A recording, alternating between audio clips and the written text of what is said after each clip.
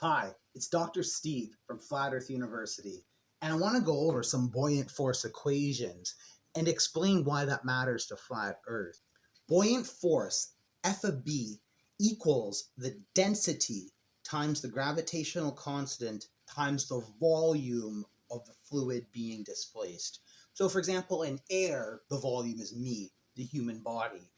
If we put a pop can, that's the volume of this, 355 milliliters. So that's what's being displaced by the fluid. So in our problem here, how would we solve that? So we have an object and we know the mass, volume, we know the acceleration due to gravity.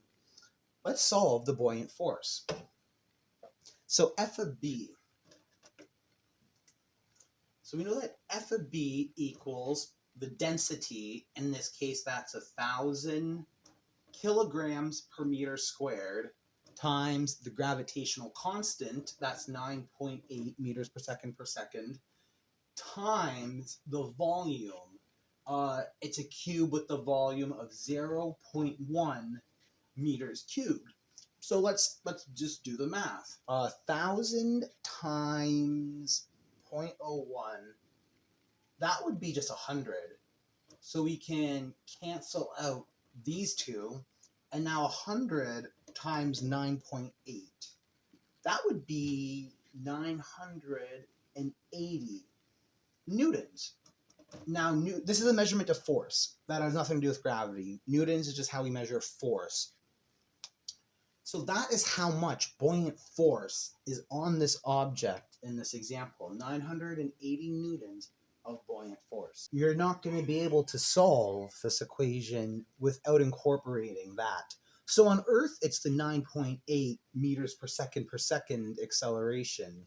You have to use that to calculate a buoyant force. Buoyant force is the upward force, but it's related to the downward acceleration due to gravity.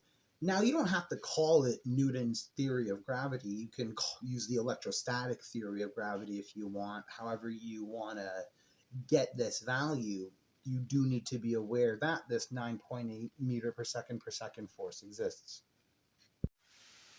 How dense is something? Take this pop can. It has a volume of 355 milliliters, and let's assume it's water. We know that the density of water is 1 gram per every centimeter cubed, 1 gram per every milliliter.